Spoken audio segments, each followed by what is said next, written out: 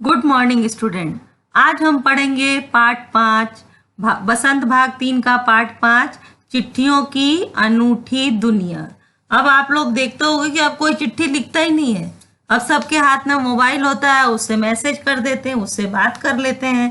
पहले एक दूसरे का हाल चाल पूछने का, जानकारी लेने का एक साधन था चिट्ठी। ठीक है, अब किसी के पास ये चिट्ठी लिखने का समय ही नहीं है। अब हम वीडियो कॉल करके बातें कर लेते हैं कि वो आदमी सामने दिखने लगता है। तो चलिए आइए पढ़ते हैं इस पाठ को। पत्रों की दुनिया भी अजीबोगरीब है और उसकी उपयोगिता हमेशा से बनी रही है। यानी पत्र जो है उसकी उपयोगिता क्या है, हमेशा से बनी रही है। पत्र जो काम कर सकते हैं वह संचार का आधुनिकतम साधन भी नहीं कर सकता है। किसी का पत्र हम लिखते हैं ना, वो पढ़ के हमारे पास से मैसेज डिलीट हो जाते हैं, पता है ना। इतना मोबाइल में स्पेस नहीं रहता है कि हम सब मैसेज रखे रहें, डिलीट हो जाते हैं। पर जो एक पत्र आता है ना, वो हम रखे रहते हैं और उसको पढ़ के जो अनुभूति होती है, सच मानिए वो मोबाइल के मैसेज देखकर नहीं होती है। पत्र जैसा संतोष फोन या एसएमएस का संदेश कहाँ दे सकता है। पत्र एक नया सिलसिला शुरू करते हैं। पत्र एक नया सिलसिला शुरू करते हैं और राजनीति, साहित्य तथा कला के क्षेत्रों में तमाम विवाद और नई घटनाओं की जड़ भी पत्र ही होते हैं। अब आप राजनीति देखो, ठीक है, और आपका साहित्य देखो, कला देखो, इन सब में तमाम विवाद का जड़ पत्र ही होता है। कोई भी लेख, समाचार पत्र देखो, समाचार पत्र में कोई राजनीति की ऐसी कोई टिप्पणी आती है जिस पे विवाद खड़ा हो जाता है, ठीक है, और उस पर घमासान बात विवाद उनका होने लगता है। तो सभी विवादों का जड़ क्या होता है, ये जो पत्र ही होता है, ठीक है। दुनिया का तमाम साहित्य पत्रों पर केंद्रित है और मानव सभ्यता के विकास में इन पत्रों ने अनूठी भूमिका निभाई है। दुनिया का तमाम साहित्य, जो भी साहित्य है, जो भी पुस्तक है, जो भी हम जिसको पढ़ते हैं, वो किस पे आधारित है, पत्रों पर आधारित है, जिसको कि हम पढ़ते हैं और पत्रों ने इसमें अनूठी भूमिका निभाई है। पत्रों का भाव सब जगह एक सा है, भले ही उसका नाम अलग अलग हो। पत्र को उर्दू में खत, संस्कृत में पत्र, कन्नड़ में कागज, तेलुगु में उत्तरम, जाम्बू और लेख तथा तमिल में कडिद कहा जाता है। पत्र को अलग अलग भाषाओं में अलग अलग नामों से जाना जाता है। पत्र यादों को सहेज कर रखते हैं। आपने देखा था ना, पिता का पत्र अगर आपने पढ़ा होगा कभी, तो पंडित जवाहरलाल नेहरू ने जेल में से अपनी बेटी को जो पत्र लिखा, उस पर पूरी एक बुक छप गई कि पिता का पत्र पुत्री के नाम, ठीक है। उन्होंने वो रोज, इंदिरा गांधी बाहर अकेली थी, उनकी माता मर गई थी, पंडित जवाहरलाल जेल में थे, तो वहां से वो पत्र लिखा करते थे। तो ये नामों से कहा जाता है। इसमें किसी को कोई संदेह नहीं है, हर एक की अपनी पत्र लेखन कला है। सबका अलग अलग पत्र लिखने की कला है और हर एक के पत्रों का अपना दायरा है। हर एक पत्रों का अपना दायरा है। आप लोग को बताया है मैंने, 2-3 तरह के पत्र लिखवाए हैं। हर एक पत्र के लिखने की अलग कला। शिकायती पत्र, किसी को आप क्या बोलते हैं, किसी चीज के लिए बधाई दे रहे हो, उस पत्र लिखने का तरीका। एक पिता अपने बेटे को लिखता है, उस पत्र लिखने का तरीका। एक प्रेमी अपनी प्रेमिका को पत्र लिखता है, उसका पत्र लिखने का तरीका। सबका अलग अलग दायरा होता है। दुनिया भर में रोज करोड़ों पत्र एक दूसरे को तलाशते तमाम ठिकानों तक पहुंचते, एक दूसरे को तलाशते। यानी कि जो हम पत्र भेजते हैं, यहाँ से डाकखाने में जाता है, डाकखाने से मोहर लग के जिस जगह का होता है उस एरिया के बस, ट्रेन या एरोप्लेन से वो उस जगह पे जाता है। फिर वहां के डाकखाने में पहुंचकर वो जो एड्रेस लिखा रहता है, वो पोस्ट मास्टर होता है, वो डाकिया को देता है और डाकिया उन ठिकानों को ढूंढते हुए उन पत्रों को लेकर पहुंचाता है। भारत में ही रोज 4.5 करोड़ चिट्ठियां डाक में डाली जाती हैं, जो साबित करती हैं कि पत्र कितनी अहमियत रखते हैं। अगर आपको कोई सरकारी कार्यालय में काम है तो आप एक मैसेज करो मोबाइल पे, तो कोई नहीं सुनता है। आपको एक पत्र लिखना पड़ता है। आपको अपने मोहल्ले की सफाई कराने के लिए आपका व्हाट्सएप का मैसेज या सिर्फ एसएमएस भेजने से काम नहीं चलता है, बाकायदा आपको एक पत्र लिखना पड़ता है।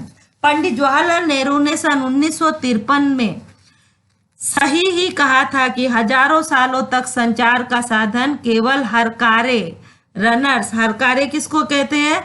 रनर्स, यानी कि जो आपके पोस्टमास्टर होते हैं ना, पोस्टमास्टर, पोस्टमैन जिसको कहा जाता है, उनको बोला जाता है हरकारे। रनर्स या फिर तेज घोड़े रहे हैं। ठीक है, उसके बाद पहिए आए, पर उसके बाद से क्या हुआ? पहले तेज घोड़ों के सहारे, हरकारों के सहारे संदेश भेजते थे। राजा महाराजा जब युद्ध करते थे या संधि या किसी सेना को बुलाना है तो एक तेज घुड़सवार पे एक आदमी को बिठा के भेज देते थे बुलाने के लिए। उसके बाद क्या हुआ? पहिए आए, यानी कि आपके पास साइकिल बन गया, मोटरसाइकिल बन गया, कार बन गया। तो पहिए आए तो यहाँ से वहां तक हम संचार अपना बातें पहुंचाने लगे। पर रेलवे और तार से भारी बदलाव आया। जब ट्रेन बन गई और तार चालू हो गया कि यहाँ से आप टाइप करो और दूसरी जगह फटाक से वो लिपि वहां पे टाइप होने लगती थी, तो टेलीग्राम जिसको बोलते हैं, तार आ गया तो भारी बदलाव आया, यानी तुरंत मैसेज पहुंच जाता था। तार ने रेलों से भी तेज गति से संवाद पहुंचाने का सिलसिला शुरू किया। ट्रेन से एक जगह से दूसरे जगह जाने में कई बार 1-2 दिन भी लगता है, 3 दिन भी लगता है, पर तार तो तुरंत यहाँ पे आप टाइप करो और वहां पर मैसेज पहुंच जाता है। अब टेलीफोन, वायरलेस और आगे रेडियो, दुनिया बदल रहा है, यानी ये सब भी संचार के माध्यम हो गए। टेलीफोन से भी बात कर लेते हैं, वायरलेस से भी और रेडियो से भी अपनी बात, प्रधानमंत्री रेडियो द्वारा ही मन की बात करते हैं ना। और रडार जो है वो दुनिया बदल रहे हैं। ठीक है, टेलीफोन, वायरलेस और आगे रडार, रेडार लिखा है वहां पे, रडार, दुनिया बदल रहा है। पिछली शताब्दी में पत्र लेखन ने एक कला का रूप ले लिया। डाक व्यवस्था के सुधार के साथ पत्रों को सही दिशा देने के लिए विशेष प्रयास किए गए, यानी डाक व्यवस्था में भी सुधार की गई। पहले कोई कोई पत्र 6-6 महीने तक नहीं पहुंच पाता था, तो डाक व्यवस्था में भी सुधार की गई और पत्रों को सही दिशा देने के लिए विशेष प्रयास किए गए। पत्र संस्कृति विकसित करने के लिए स्कूली पाठ्यक्रमों में पत्र लेखन का विषय भी शामिल किया गया। अभी कुछ दिन पहले ही मैंने आप लोगों को पत्र लेखन कराया। तो ये पत्र लेखन का विषय स्कूल में क्यों शामिल किया गया कि इस ट्रेंड से, इस कला से कोई वंचित ना रहे, सभी को इस कला के बारे में पता चले।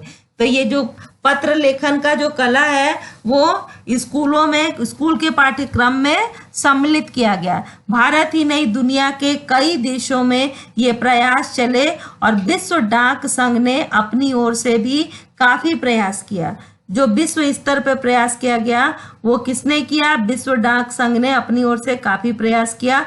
विश्व डाक संघ की ओर से 16 वर्ष से कम आयु वर्ग के बच्चों के लिए पत्र लेखन प्रतियोगिताएं आयोजित करने का सिलसिला सन 1972 से शुरू किया गया। 1972 से क्या शुरू किया गया? 16 वर्ष की आयु से जो कम लोग हैं उनको पत्र लेखन प्रतियोगिता में भाग लेने के लिए कहा गया। यह सही है कि खास तौर पर बड़े शहरों और महानगरों में संचार साधनों के तेज विकास तथा अन्य कारणों से पत्रों की आवाजाही प्रभावित हुई है, पर देहाती दुनिया आज भी चिट्ठियों से ही चल रही है। गांवों में जो लोग हैं उनके पास मोबाइल नहीं है, वहां रडार नहीं है, ठीक है, वहां वायरलेस नहीं है, तो वो लोग, उनकी दुनिया कैसे चल रही है? पत्रों से ही चल रही है। विदेश में चाहे शहर में उनका लड़का कमा रहा है, पति कमा रहा है, तो वो वहां से पत्र भेजता है, उसी को पढ़कर वो उनका हालचाल जान पाते हैं। फैक्स, ईमेल, टेलीफोन तथा मोबाइल ने चिट्ठियों की तेजी को रोका है, पर व्यापारिक डाक की संख्या लगातार बढ़ रही है। चिट्ठियों की संख्या को रोका है किसने? फैक्स ने, ईमेल ने, टेलीफोन तथा मोबाइल ने, इन लोगों ने रोका है, पर व्यापारिक डाक जिस पे व्यापार चलता है वो क्या होता है? वो लिखित चाहिए, उसकी संख्या लगातार बढ़ रही है। जहां तक पत्रों का सवाल है, अगर आप बारीकी से उसकी तह में जाएं तो आपको ऐसा कोई नहीं मिलेगा जिसने कभी किसी को पत्र ना लिखा या ना लिखवाया हो, या पत्रों का बेसब्री से जिसने इंतजार ना किया हो। कोई भी ऐसा इंसान, अभी मैं ही आप लोगों को पत्र लिखवा रही हूँ ना, और आप लोग पत्र लिख रहे हो, तो कोई ऐसा इंसान आपको नहीं मिलेगा जिसने कि पत्र लिखा ना हो या लिखवाया ना हो या बेसब्री से पत्रों का इंतजार ना किया हो। हमारे सैनिक तो पत्रों का जिस उत्सुकता से इंतजार करते हैं उसकी कोई मिसाल ही नहीं, क्योंकि उनके पास संचार का कोई माध्यम नहीं होता है, वो मोबाइल लेकर नहीं घूमते हैं। उनके पास उनका जो पोस्ट होता है वहां पर उनके फैमिली का पत्र आता है और वो पत्र फिर उनको दिया जाता है। आप लोगों ने गाना भी सुना होगा, संदेशे आते हैं हमें तड़पाते हैं, तो वो देखा होगा। अब एक लेटर आता है और सभी उस लेटर के पीछे पीछे भागते हैं और पूछते हैं कि मेरे घर से आया, मेरे घर से आया। ठीक है, तो उसकी कोई मिसाल ही नहीं है। एक दौर था जब लोग पत्रों का महीनों इंतजार करते थे, पर अब वह बात नहीं। परिवहन साधनों के विकास ने दूरी बहुत घटा दी है। पहले लोगों के लिए संचार का इकलौता साधन चिट्ठी ही थी, पर आज और भी साधन विकसित हो चुके हैं। आज देश में ऐसे लोगों की कमी नहीं है जो अपने पुरखों की चिट्ठियों को सजे और सजोकर विरासत के रूप में रखे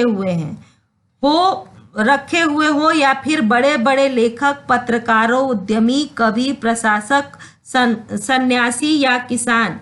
इनकी पत्र रचनाएं अपने आप में अनुसंधान का विषय है।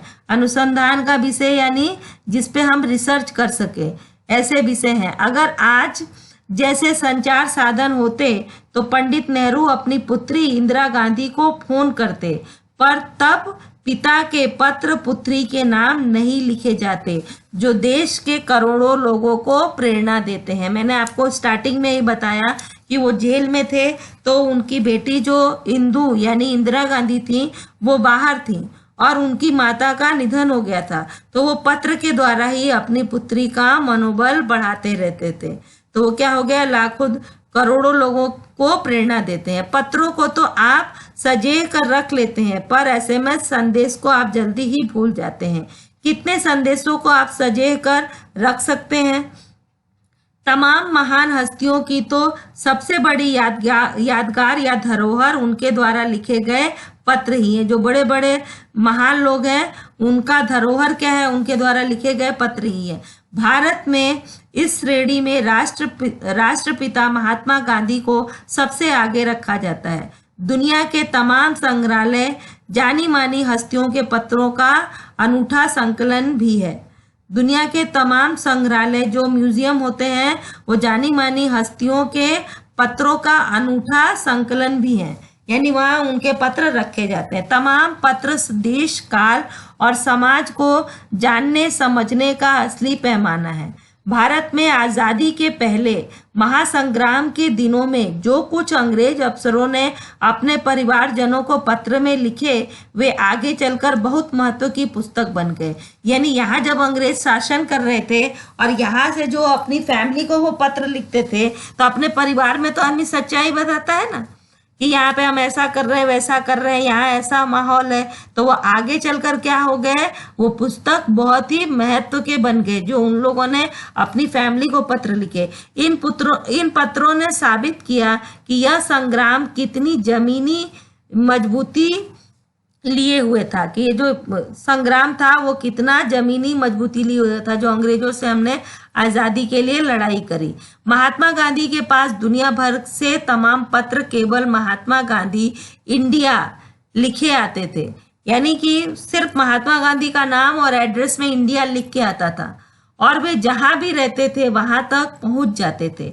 विदेशों से जो पत्र आते थे उस पर सिर्फ महात्मा गांधी इंडिया लिखा रहता था, और महात्मा गांधी जहां भी होते थे वो पत्र पहुंच जाते थे। आज़ादी के आंदोलन की कई अन्य दिग्गज हस्तियों के साथ भी ऐसा ही था, यानी उनके नाम के नीचे इंडिया लिखा होता था तो भी वो जहां रहे वहां पत्र पहुंच जाता था।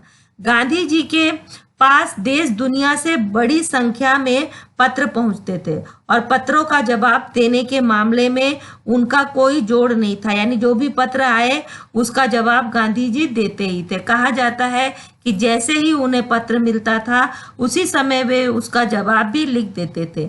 अपने हाथों से ही ज्यादातर पत्रों का जवाब देते थे। जब लिखते लिखते उनका दाहिना हाथ दर्द करने लगता था तो वे बाएं हाथ से लिखने में जुट जाते थे, यानी दोनों हाथों से लिखते थे।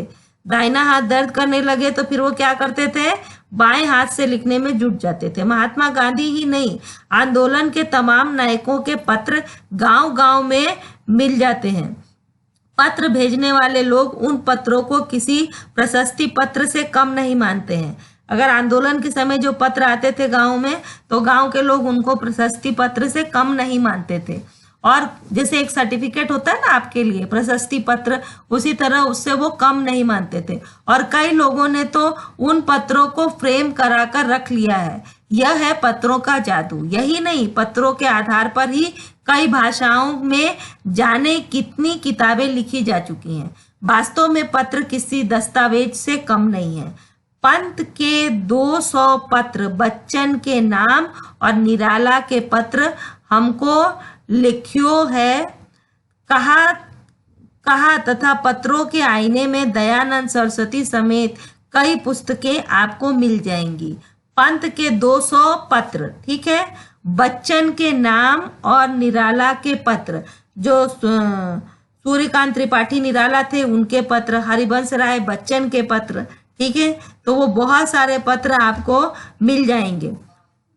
कहा जाता है कि प्रेमचंद खास तौर पर नए लेखकों को बहुत प्रेरक जवाब देते थे और पत्रों के जवाब में वे बहुत मुस्तैद रहते थे। इसी प्रकार नेहरू और गांधी के लिखे गए रविंद्रनाथ टैगोर के पत्र भी बहुत प्रेरक हैं। प्रेरक यानी प्रेरणा देते हैं। महात्मा और कवि के नाम से महात्मा गांधी और रविंद्रनाथ टैगोर के बीच सन 1915 से 1941 के बीच पत्राचार का संग्रह प्रकाशित हुआ। यानी 1915 से 1941 के बीच जो उन्होंने पत्राचार किया, एक दूसरे को पत्र भेजा, उसका संग्रह प्रकाशित हुआ, जिसमें बहुत से नए तथ्य और उनकी मनोदशा का लेखा जोखा मिलता है। पत्र व्यवहार की परंपरा भारत में बहुत पुरानी है, पर इसका असली विकास आजादी के बाद ही हुआ है। तमाम सरकारी विभागों की तुलना में सबसे ज्यादा गुडविल डाक विभाग की है। इसकी खास एक वजह यह भी है कि यह लोगों को जोड़ने का काम करती है। घर घर तक इसकी पहुंच है। संसार के तमाम उन्नत साधनों के बाद भी चिट्ठी पत्री की हैसियत बरकरार है। शहरी इलाकों में आलीशान हवेलियां हो या फिर झोपड़पट्टी में रह रहे लोग, दुर्गम जंगलों से घिरे गांव हो या फिर बर्फबारी के बीच जी रहे पहाड़ों के लोग, समुद्र तट पर रह रहे मछुआरे हो या फिर रेगिस्तान की ढाड़ियों में रह रहे लोग, आज भी खतों का ही सबसे अधिक बेसब्री से इंतजार होता है। एक दो नहीं, करोड़ों लोग खतों और अन्य सेवाओं के लिए रोज भारतीय डाकघरों के दरवाजे तक पहुंचते हैं और इसकी बहुआयामी भूमिका नजर आ रही है। यानी किसी भी इलाके में कहीं भी लोग हों, वहां पर पत्र का बेसब्री से इंतजार करते हैं और आप उस हजारों लोग जो हैं डाकखाने के दरवाजे पर पहुंचते हैं। उसकी भूमिका हमको दिख रही है कि कितनी बढ़ रही है। करोड़ों लोग खतों और अन्य सेवाओं के लिए रोज भारतीय डाकघरों के दरवाजे तक पहुंचते हैं और इसकी बहुआयामी भूमिका नजर आ रही है। दूर देहात में लाखों गरीब घरों में चूल्हे मनी ऑर्डर अर्थव्यवस्था से ही जलते हैं। चूल्हे क्या है? मनी ऑर्डर जो आता है, मनी ऑर्डर किससे आता है? पोस्ट खाने से अपना डाक विभाग है उससे ही आता है, उससे ही उनके घर के चूल्हे जलते हैं। गांव या गरीब बस्तियों में चिट्ठी या मनी ऑर्डर लेकर पहुंचने वाला डाकिया देवदूत के रूप में देखा जाता है। यानी भगवान जो कोई किसी आदमी को भेजे ना अपनी मदद के लिए, उसको देवदूत कहते हैं। तो गांव में डाकिया जो है वो देवदूत के रूप में देखे जाते हैं। ठीक है, अब आपको पत्रों की अनूठी दुनिया समझ में आ गई होगी। इस वीडियो में इतना ही। Thank you. अब इसके क्वेश्चन आंसर आपको करने हैं।